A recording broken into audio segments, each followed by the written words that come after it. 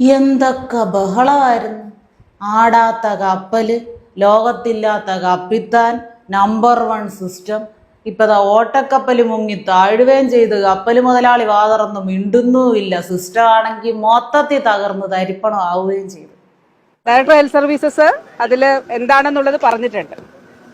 അയ്യോ ഉപദ്രവിക്കല്ലേ, അയ്യോ ആരും ഉപദ്രവിക്കല്ലേ. പേടിച്ച് നാട്ടുകാരുടെ ഇടയിലോട്ട് കാറിൽ നിന്നും വീട്ടിൽ നിന്നും ഒക്കെ ഇറങ്ങുന്നത്. ആരും ഉപദ്രവിച്ചേക്കല്ലേ. ഉപദ്രവത്തിനുള്ള പേറ്റന്റ് അവർക്ക് മാത്രമേ ഉള്ളൂ. തിരുവനന്തപുരം ജനറൽ ആശുപത്രിയിൽ ഒരു സ്ത്രീയുടെ ശരീരത്തിൽ ആ ഹൃദയത്തിനോട് ചേർന്ന് ഒരു ട്യൂബ് കുടുങ്ങിയല്ലോ. സർജറിക്ക് ശേഷം അവർ കൃത്യമായിട്ട് സൂക്ഷിച്ച് അതിനകത്ത് വെച്ചതാ. ഇപ്പം സർജറി ചെയ്യുന്ന ഉപകരണങ്ങളും അതിനുവേണ്ടി ഉപയോഗിക്കുന്ന സാധനങ്ങളും ഒക്കെ കാണുന്നില്ല എന്നുള്ള പരാതികളൊക്കെയാണല്ലോ വരുന്നത്. അപ്പോൾ ഇനി കാണാതെ പോകണ്ടെന്ന് കരുതി എങ്ങാണ്ട് അതിൽ സൂക്ഷിച്ച് വെച്ചതാ കേട്ടോ. പക്ഷെ ഇതിനെക്കുറിച്ചുള്ള ചോദ്യങ്ങൾക്ക് ആരോഗ്യമന്ത്രിക്ക് ഉത്തരം പറയേണ്ട ബാധ്യത ഇല്ല എന്നാണ് പറയുന്നത്. അതിന് ബന്ധപ്പെട്ട ഉദ്യോഗസ്ഥർ പറഞ്ഞോളൂ എന്നാണ് കേട്ടോ. അതേ സമയത്ത് എന്തെങ്കിലും ഒരു നേട്ടം ആരോഗ്യരംഗത്തോ ഏതെങ്കിലും ആശുപത്രികളിലോ അല്ലെങ്കിൽ ഒരു രോഗി ഒന്ന് പനി മാറി ആശുപത്രി വിട്ടാൽ മതി, അതിൻ്റെ ക്രെഡിറ്റ് അടിച്ചെടുക്കാനും അതിനെക്കുറിച്ച് കാണാപ്പാഠം പഠിച്ചു വന്ന് നാട്ടുകാരുടെ മുന്നിൽ സംസാരിക്കാനുമുള്ള ബാധ്യത, അതിനുള്ള അവകാശം ആരോഗ്യമന്ത്രിക്കുണ്ട്. പക്ഷെ എന്തെങ്കിലും ഒരു വീഴ്ച സംഭവിച്ചാൽ ബന്ധപ്പെട്ട ഉദ്യോഗസ്ഥർ പറഞ്ഞോളും, അല്ലെങ്കിൽ ബന്ധപ്പെട്ട ഉദ്യോഗസ്ഥർ റിപ്പോർട്ട് തന്നതിന് ശേഷം പറയാം. എനിക്കതല്ല കേട്ടോ സംശയം. 50 സെന്റിമീറ്റർ ഉള്ള ഒരു ട്യൂബാണ് ഇപ്പോൾ അകത്ത് വെച്ചിരിക്കുന്നത് മറന്ന്. ഇനി അതവിടെ ഇരിക്കുന്നതിൻ്റെ പേരിൽ ആ സ്ത്രീ, ആ രോഗിയായിട്ടുള്ള സ്ത്രീ ഇത് അനുഭവിക്കുന്നതും പോരാഞ്ഞിട്ട് അതിനുള്ള വാടക മാസാമാസം പ്രത്യേകം കൊടുക്കേണ്ടി വരുമെന്നാണ്. അതുമാത്രമല്ല, സർക്കാരിൻ്റെ മുതൽ അനധികൃതമായിട്ട് കൈക്കലാക്കിയെന്നും പറഞ്ഞ് കേസ് ആ സ്ത്രീക്കെതിരെ കൊടുക്കാതിരുന്ന ഭാഗ്യം. ഇതിപ്പോൾ ആദ്യത്തെ സംഭവമൊന്നും അല്ലല്ലോ. കത്രിക വെച്ച് മറന്നിരിക്കുന്നു. ആ സംഭവത്തിന് ഇതുവരെ ഒരു നടപടിയായിട്ടില്ല. വിരൽ മുറിക്കാൻ ചെന്ന കൊച്ചിൻ്റെ നാക്ക് മുറിച്ച് വിട്ടിട്ടുണ്ട്. ആശുപത്രി കെട്ടിടം തകർന്ന് വീണ് കൂട്ടിരിപ്പുകാരി മരണപ്പെട്ടു, കൊല്ലപ്പെട്ടു. പക്ഷേ ഇങ്ങനെയുള്ള സംഭവങ്ങളെല്ലാം ഒറ്റപ്പെട്ടതാ. സർക്കാരിനും ആരോഗ്യവകുപ്പ് മന്ത്രിക്കും ഇതൊക്കെ ഒറ്റപ്പെട്ട സംഭവങ്ങളാ. അല്ല, ഏതെങ്കിലും ഒരു മന്ത്രിയോ ഒരു ജനപ്രതിനിധിയെങ്കിലും ഇതുവരെ ഇങ്ങനെ എന്തെങ്കിലും അനാസ്ഥ കൊണ്ട് ഇവിടെ മരണപ്പെട്ടിട്ടുണ്ടോ? സർക്കാർ ആശുപത്രിയുടെ അനാസ്ഥ കൊണ്ട്? ഇല്ല. അപ്പൊ സാധാരണക്കാർക്കാണ് ഈ വരുന്ന പണിയെല്ലാം. അവർക്ക് എന്ത് സംഭവിച്ചാൽ നിങ്ങൾക്ക് എന്ത് അല്ലേ? ഇത്രയൊക്കെ ആയിട്ടും ഈ ആരോഗ്യവകുപ്പ് മന്ത്രി എന്തുകൊണ്ട് ഈ സ്ഥാനത്ത് തുടരുന്നു എന്നത് ഒരു വലിയ അതിശയമാണ്. എങ്ങനെ തുടരുന്നു? എന്തിന്റെ അടിസ്ഥാനത്തിൽ? നാട്ടുകാരുടെ ജീവനെ ബാധിക്കുന്ന എന്തെങ്കിലും ഒരു വീഴ്ച സർക്കാരിന്റെ ഭാഗത്തു നിന്നുണ്ടാകുമ്പം അതിനെ ആളുകൾ മറക്കാൻ കണക്കിന്, ആ വിഷയത്തെ മുക്കാൻ കണക്കിന് എന്തെങ്കിലും ഒരു സംഭവം എടുത്തിടും. ആളുകൾ പിന്നെ അതിൻ്റെ പുറകെ അങ്ങ് പോയിക്കോളും. ഈ വിഷയം അങ്ങ് മറക്കുകയും ചെയ്യും. അനുഭവിക്കുന്നവർ ദുരിതം ബാക്കി കിടന്ന് അനുഭവിക്കുകയും ചെയ്യും. ഇതാണ് ഇവിടുത്തെ സിസ്റ്റം.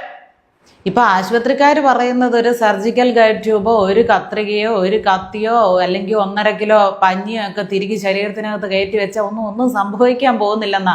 എന്തെങ്കിലും സംഭവിച്ചാൽ തന്നെ അതിന് ചികിത്സയ്ക്ക് ഇവിടെ നമ്പർ 1 ആശുപത്രികളും നമ്പർ 1 ഡോക്ടർമാരും നമ്പർ 1 സിസ്റ്റം ഒക്കെ ഇരിക്കുകയല്ലേ, അവരതങ്ങ് പരിഹരിച്ചു തരുമെന്ന്. എത്ര നിസ്സാരമായിട്ടാ പറയുന്നത്. അതല്ല, ആരോഗ്യവകുപ്പിന്റെ വാദം എന്താണെന്നറിയാവോ? ഇത് ഞങ്ങൾ നേരത്തെ അറിഞ്ഞതാണ്, നേരത്തെ ഇതിന്റെ അന്വേഷണമൊക്കെ നടന്നതാണ്, അതിന് വലിയ പ്രശ്നമൊന്നും ഇല്ലെന്ന്. വിദേശത്തുള്ള മലയാളികൾക്ക് ഒരു മൂക്കിപ്പനി എന്ന് പറയുമ്പോൾ അവരെ കാണാൻ പോകാൻ അങ്ങനെ റെഡിയായിട്ട് എയർപോർട്ടിൽ വന്ന് നിന്ന് അവർക്ക് വേണ്ടി കണ്ണുനീരൊഴുക്കുന്ന മലയാളി സഹോദരങ്ങൾ, നമ്മുടെ കേരളത്തിലെ സഹോദരങ്ങൾ എന്ന് പറഞ്ഞ് വിങ്ങി പൊട്ടുന്ന മന്ത്രിയുടെ ആത്മാർത്ഥത ആരും കാണാതെ പോകരുതേ. പക്ഷെ ഇവിടെ കൺമുന്നിൽ കിടന്ന് ഗവൺമെന്റ് ആശുപത്രി കിടന്ന് നരകിക്കുന്ന ഡോക്ടർമാരുടെ കയ്യബദ്ധങ്ങൾ കൊണ്ട് ജീവനും ജീവിതവും നഷ്ടപ്പെടുന്ന ആളുകളുടെ ദുഃഖവും ദുരിതവും കാണാനുള്ള പവർ ആ വെച്ചിരിക്കുന്ന കണ്ണടയ്ക്കില്ല. ഇനിയിപ്പോ ബിന്ദു ചേച്ചി എവിടുന്നാ കണ്ണട വാങ്ങിച്ചെന്ന് ചോദിച്ചറിഞ്ഞിട്ട് അതിനിപ്പോ ഒരു 10 ലക്ഷം രൂപ ആയാലും വേണ്ടില്ല, എല്ലാം ഏതായാലും നാട്ടുകാരുടെ കാശ്. ആ കണ്ണടയൊന്ന് മാറ്റി വെക്കണേ. ഇവിടെയുള്ള ആളുകളുടെ ദുഃഖവും കൂടെ കാണും. ഇവരുടെയൊക്കെ ഉത്തരവാദിത്വം, നമ്മുടെ ജീവന് മേലുള്ള ഉത്തരവാദിത്വം എത്രയാണെന്ന് മനസ്സിലാക്കിക്കൊള്ളണം. എത്ര പ്രാധാന്യം അവർ നമ്മുടെയൊക്കെ ജീവന് തരുന്നുണ്ട് എന്ന് മനസ്സിലാക്കിക്കോണം.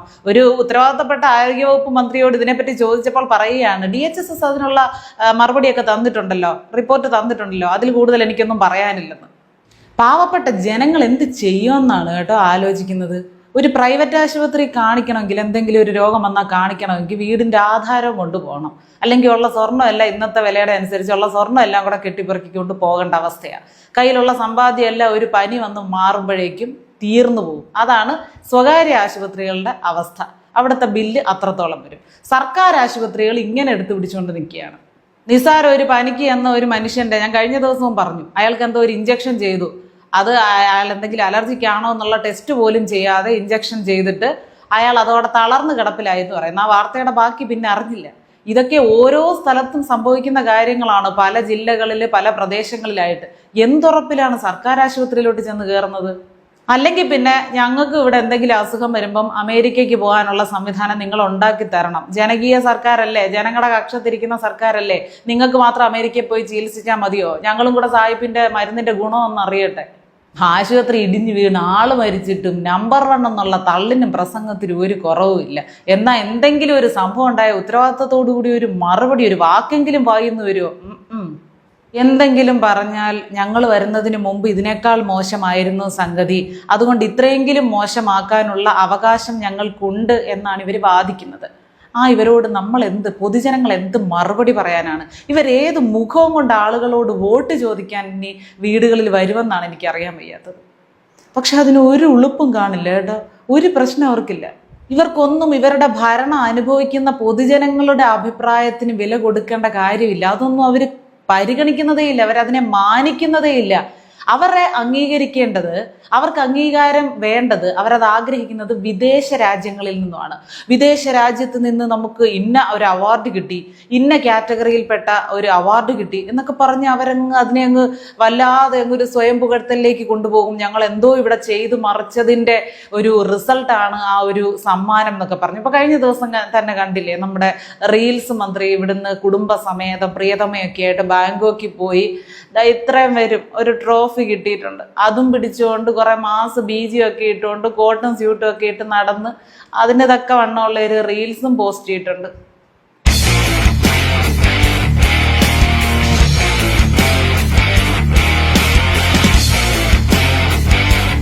അതോടെ കേരളത്തിന്റെ ടൂറിസം മേഖല ഏതായാലും രക്ഷപ്പെട്ടു കേട്ടോ. ആ ഒരു ട്രോഫി കിട്ടിയതോടെ ഒരു 100-500 രാജ്യങ്ങളിൽപ്പെട്ട ആളുകൾക്ക് കിട്ടിയിട്ടുണ്ട് ഓരോരോ സമ്മാനങ്ങൾ ഓരോ കാറ്റഗറിയിലായിട്ട്. അതിൻ്റെ കൂടെ ഒരു അംഗീകാരം, ശരി ചെറുതാണെങ്കിലും ഒരു അംഗീകാരം കിട്ടി. അതിനെ ഇങ്ങനെ ഇട്ട് ഒരു 10-15 റീൽസ് ആക്കിയിട്ട് ആളുകളെ വെറുപ്പിക്കാതെ നിങ്ങളിവിടെ ആവശ്യമുള്ള കാര്യങ്ങൾ ചെയ്യും. വല്ലയിടത്തും കിടക്കുന്നവരല്ല നിങ്ങൾക്ക് അംഗീകാരം തരേണ്ടത്. ഇവിടെ ജീവിക്കുന്ന, നിങ്ങളെ സഹിക്കുന്ന, ഇനിയും ജീവൻ അവശേഷിക്കുന്ന കുറെ ആളുകൾ ഇവിടെ ഉണ്ട്, ഇവിടുത്തെ ജീവികൾ. ഞങ്ങളുടെ അംഗീകാരമാണ് നിങ്ങൾക്ക് വേണ്ടത്, അപ്പോഴാണ് നിങ്ങൾ വിജയിക്കുന്നത്. അതുപോലും മനസ്സിലാക്കാനുള്ള ഇപ്പോഴും ഇല്ല.